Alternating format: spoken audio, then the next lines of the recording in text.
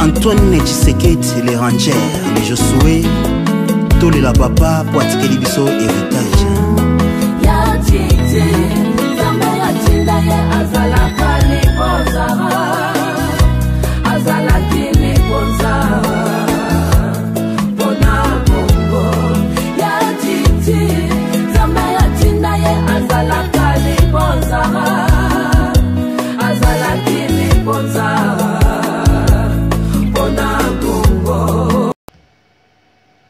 En tout cas, dans la République démocratique du Congo, na linga qui n'a faire comprendre bino ba sanction na modèle wana parce que ceux qui ba sanctionne et ça la et l'autre côté. Pour na nini ba bengisi rassemblement et pas ya batu ya SADC na Union africaine ba solana bango. Boyo kalisusu kati mususu. Le président Félix Antoine Tshisekedi Tshilombo na rassemblement, ils viennent de déjouer un piège ya ba corrompu ya SADC na ba corrompu ya Union africaine. Beaucoup de chefs d'État, beaucoup des émissaires, des envoyés des chefs d'État sont corrompus par M. Kabila et son système et ses amis. Toute la SADC est corrompue. Nabako Sabinote, à l'exception de l'Angola, Oyo Zalaki na réunion wana, Oyo a boy ko cautionné, Masolo Oyo SADC na Union africaine balingi ba Melissa Biso. Tala, ata Congo bololo, ezalaka bololo ndengwana te. Obi Congo bololo ermo ope okokanga zolo meliango kanyango ah o meliango. Mais o wana eleki Congo bololo na bololo. Donc soki déjà loko moko eleki Congo bololo na bololo, siko bolukela ngo kombo. Ponga na obenga ngo borezanga kombo. Ba président ya SADC na 80% ba président, ceux qui 90% ba président à Union africaine à travers ba émissaire na bango na ba corrompu mususu ya MONUSCO bazo proposer biso bazo proposer rassemblement bazo proposer Félix que balobi boye le train est déjà en marche, il faut le rejoindre, c'est-à-dire Sensa, le Conseil national de suivi pour l'accord biso to ndima yango tozwa yango. Mais yango, quelle trahison contre le peuple congolais. Torobima Banani Bazoba, c'est que Bruno Tshibala a raison, c'est que Olengankoya a raison, c'est que les arrangements particuliers, il y a parlé du peuple Bazan a raison. Boyokana a expliqué Bino. Accord, il y a le 31 décembre 2016. Et ça, le kola Nzoto Yamutu. Nzoto Yamutu, et ça la rana Mutu. Et ça, na tolo Nzoto Libumundenge, toza komona yango, et puis toza na ba Makolo. Donc, Makolo o ezo tambola, ezalaka guidé par Mutu. Bino sikoyo, boebi très bien que Nzoto ya Mutu oyo, Mutu na ye, eza na CNPP. Mutu ya Mutu oyo, eza Liboma. Liboma ne la kisinini. Liboma wana e la kisinini. Nalobi boye, Liboma wana e la kisinini. Bazuyo, oza na CNPP. Bazo peso ba kisi po ba soigner Mutu na yo, ba ebi koza Mutu a Liboma. Un vrai docteur, un vrai psychiatre, akoki jamais kozwa mbongo a transport na hôpital kuna na CNPP apesi Mutu a Liboma, kende na lemba sombelanga journal Le Potentiel na super lemba na, ou bien na terminus. Mais Mutu a Liboma oropese mbongo. Tellement yebi valeur a mbongo te, akozwa pe mbongo abwaki na mabele, akende pe na nini te po azwa transport akoma na lemba. Au contraire, a commis évadé à cause de n'importe quoi. Mutu wane ezobela wane la kisinini. Signature ya accord ou li ba respecter yango, bazui batie Bruno Tshibala. Bruno Tshibala ne loko oye mabeza na kati ya Mutu na biso, c'est-à-dire accord, oye sengeli to bimisa, pour Mutu ekoma, soigner et bika na bokono nango. Parce que vous ne pouvez pas demander aux jambes de marcher. Or, le mécanisme de marche des jambes et des pieds commande nango e utaka na Mutu, na cerveau. Mutu eko commande Nzoto, message eleki à travers Nzoto, Makolo bandi ko tambola. Je ne parle pas de pasteur Makolo Kotambola parce que celui-là c'est un aventurier. Je n'ai même pas besoin de parler de lui. Pour vous cancer Makolo Kotambola, vous croyez que je parle peut-être de cet aventurier-là de M. Makolo Kotambola. Je ne sais pas s'il est pasteur, d'où il a été institué, où. Bref, je tourne la page de cet homme-là. Accord eza lokola Mutu. Moutou Oto signaki le 31 décembre 2016, c'est ça la signature. Nous autres, yangonde Oto bengi arrangement particulier.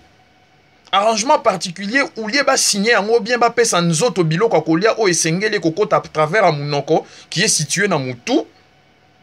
Bazui yango batie ba tatou. Batie yango ba nzoloko. Tomoni lisanga bongangana olenga nkoyimbake ko signé arrangement particulier. Quelle insulte na miso ba congolais. Ko fingo wapi basali biso. Donc elakisi ba moni nzoto na yo ba beti yango masieti. Siko boye bisanga ndenge nini makolo ya mutu ekotambola soki nzoto ezate mutu ezobela. Nde nalingaki na expliquer bino comment est-ce que Kabila yibaki signature ya accord atie Bruno Tshibala ayibi nzoto o eza arrangement particulier atie olenga nkoina lisanga bonganga ba signer na palais du peuple. Sikoyo baninga o ye a corrompre ya Sadek ba président corrompu na ba agent ya ba organisation o eza kuna na Kisasa de l'Union africaine corrompue bazoya koyebisa biso botambusa makolo. Et si bomona makolo etamboli yango moko sans que nzoto ezala, sans que mutu ezala. Yango na bomoni le président Félix Antoine Tshisekedi Tshilombo a déjoué le jeu. Prochainement, nous vous mettons en garde. Vous, les représentants de la SADC, parce que toya kanabino na ba réunion, cette fois-ci, ba kombo na bino tozanango, toko bimisa ba kombo na bino na poasa, toko tinda yango na ba ambassade na bino, toko tinda yango na communauté internationale, na Union européenne, bazala bongo na ba kombo eza nango secrété. Bazala bongo na ba kombo ya ba aventurier oyo baza ko sala que oyo Union européenne na États-Unis, Nations Unies bazu comme décision pour peuple congolais et comprendre que bazana biso Kabila akoki Union européenne te akoki ba sanction wana te Kabila ake ko corrompre ba président ya SADC na Union africaine. Les Africains, il n'y a que les Africains pour faire mal aux Africains. Il n'y a que les Africains pour faire mal à leurs propres frères et sœurs. Bobangate, nous allons nous mobiliser dans la diaspora. Toko sala marche mounene yaba africain. Toye bisabango, arrêtez de saigner le Congolais. Arrêtez de tuer nos frères au Congo. Voilà comment est-ce que j'ai voulu vous expliquer cela. Toko continuer nango prochainement. Pour na kota na deuxième partie na biso. Au État libongo les budgets. Pas na République démocratique du Congo. Est-ce que boye baka sika pasi na bino e utaka? Motoko répondre ngai nako kitisa mutu na lobby merci pour la sagesse na yo. Nazo poser bino question. Est-ce que boye baka esika pasi na bino e utaka? Bomengo na pasi e utaka na eloko moko. Na o etali bokambi mboka. Budget. Budget eza nini? Naza spécialiste na lingala te, mais nako expliquer d'une manière simple. En français balobi, ce sont des prévisions en fonction ya ba dépense na ba recette oyo tozalaka nango. C'est-à-dire mbongo tozanango oyo tokotisaki totali ba dépense na biso, budget esalemaka sur une période ya 1 an. Elinge loba oyo tosalaki na année oyo elekanaki totali siko na caisse na biso tozanango combien ba dépense oyo tokosalela ekozala ndenge nini mois oyo. Budget fonctionnaka ndenge wana. Alors boyo kasikoyo bisika mbongo budget ya mboka e utaka. Est-ce que boyebi ke yo mama o tekaka na nzando? Yo mama o tekaka na wenze ya super lemba, ya terminus, ya ba commune nyonso tu ya matete. Bambongo oyo bomonaka ba commissaire de zone batindaka batu baya ko zwa na maboko na bino. Misala oyo ba papa fonctionnaire ba salaka na ba département na administration ya fonction publique oyo bomonaka ba salaire ba futaka te. Mais ba taxe sur ba salaire na bino wana bo futaka mpaku non? Ero kendaka musala na suka sanza ifo ba futa yo. Mais avant bafuta yo balongola kampa kuba zongisango na caisse ya l'État. Mais boyo kangai. La source d'un budget de l'État provient de 3 sources en principe. 1. Des revenus fiscaux. 2. De revenus non fiscaux. 3. De l'endettement. L'endettement est la kisinini. L'État, soki azana mbongo moko boye alingik asalela ba dépense na ye. Et que ba dépense wana eleki mbongo o ye azanango. Akendaka ko defa mbongo pour afuta ba dépense na ye wana a équilibrer budget na ye. Eza ndenge moko na biso ndenge tovandi awa. Oza papa, oza maman. Na suka sanza oyebi qu'il faut futa loyer. Na suka sanza oyebi qu'il faut futa minerval. Na suka sanza oyebi qu'il faut osomba provision pour nandaku. To suka kaka wana na biloko na misato. Alors tant osali calcul, otali salaire na yo bako futo na fin du mois, ezo kokate, oke kotala na libenga na yo na caisse na yo, omoni que oza pe na mbongo ezo kokaka te ba dépense eleki o yo oza nango. Po oyeba kosunga ba dépense okozala nango na suka sanza okosala nini. Okokende ko defa mbongo to okosenga mbongo na mutu po ete okouvrir ba dépense na yo ete na suka sanza ofuta ndaku osomba biloko kolia ofutela bana kelasi osala pe ba projet mususu. Voilà comment est-ce que budget et salemaka. Mais sikoyo mbongo bokozwa wapi? Mbongo ya budget wana bokozwa yango wapi? Des questions nga nazotuna. Mbongo wana Tshibala a présenté un budget de 7 milliards 800 millions.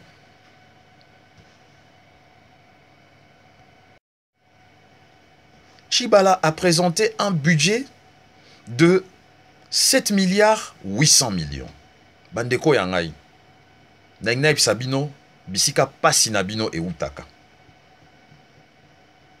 Joseph Kabila Kabange.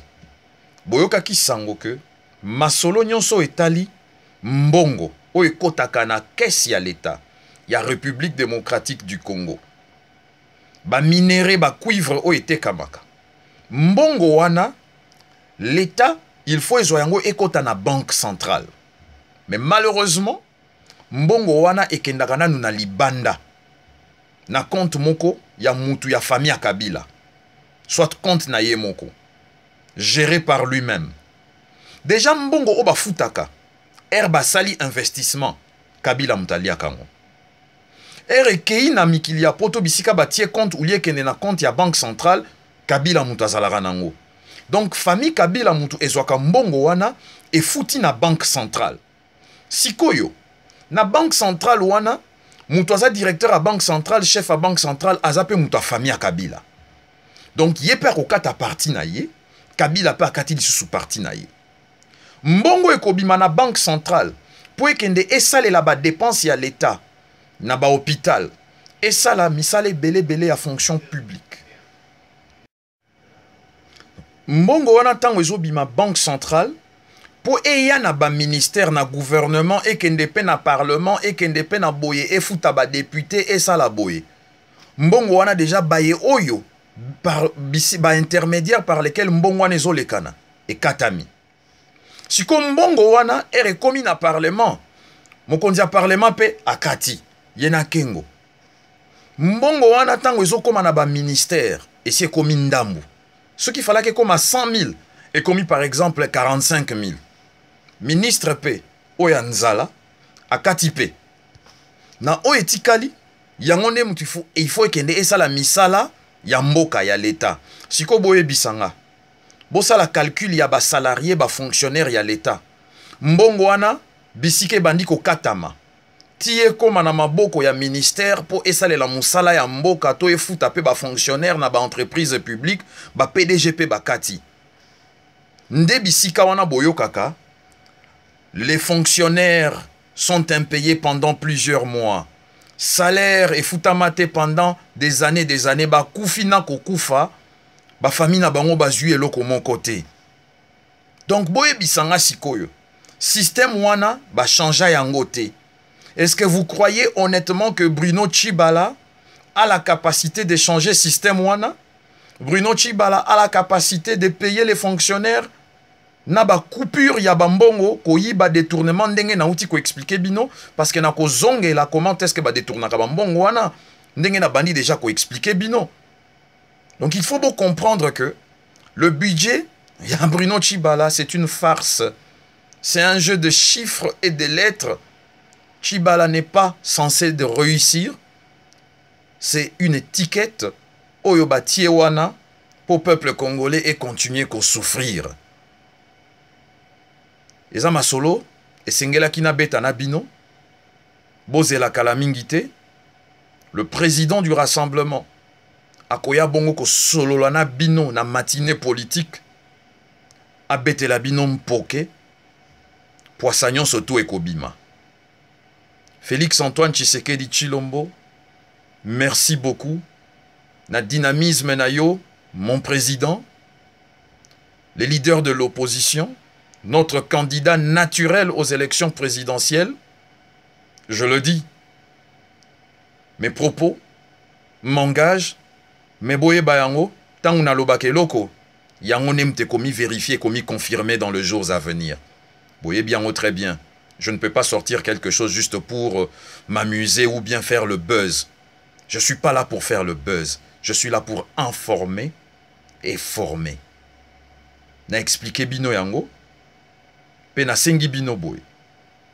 Bana République démocratique du Congo. Opération PayPal, eza bongo opération oyo totie en place. Oto senga bino juste $10, 10 euros, 10 livres par mois. Tozan a droit ko senga bino yango parce que nous sommes un parti politique to vivre na ba cotisation na ba don. Tozan a droit to ya vers bino parce que nous sommes un parti national.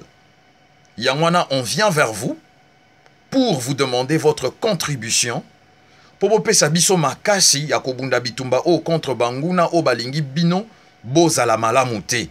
Botikala ba umbu ya Western Union bande kona bino bazalaka na avenir te na Congo. Yangwana bomoni na lobby l'espoir na minute oyo eza mis sur la diaspora. La diaspora kanisa malamu ndenge okomi na mukanda lelo na poto à 90% bobeta lisolo ya parti nini bosita kombo ya président nini zongisela ye parti wana honneur $10 na yo. Nous sommes plus de 2 millions yango nemte kosunga bitumba na ba action sur le terrain. Botala Félix Antoine Tshisekedi Tshilombo azobunda na ba moyen na ye na ba moyen muke otoza na ngona parti. Akwa pe koloba na tiki na nga bitumba ngo, il pouvait le dire, hein? C'est son droit. Félix Tshisekedi a le droit de dire aussi pe na tiki bitumba ngo. Hein? Bon condamné yeta. Félix Tshisekedi n'est pas Étienne Tshisekedi. Félix Tshisekedi a hérité d'un héritage qui nous appartient à tous. Et c'est nous qui lui avons donné ce leadership qui bokondi wana tolobi yonde mutoza na capacité yako salisa vision ya président Tshisekedi eko matina libongo. Poto monique yo okoki ko trahir makila ya papa te oza mwana na ye. Mais totia ye wana te parce que za mwana na ye, totia ye wana parce que to moni misala na ye ba résultat et memela biso na o ezo memela biso tisikoyo. Kabila a peur de lui. Ils ont tous peur de lui. Toko lembate, toko continuer bitumba. Merci beaucoup, mon président Félix Antoine Tshisekedi Tshilombo. Nabaïke à rassemblement d'avoir déjoué le piège de la SADC des corrompus et des corrompus de l'Union africaine. La majorité d'entre eux, parce que certains bazako raisonner ndenge longobani, mais la majorité des corrompus. Tobando bimisaba kombo na bino kala mingite. Ezo kota a na Union européenne. Bobangate. Ba sanction ko la bino pe na bamboka na bino, ba kolongo la bino misala na Union africaine.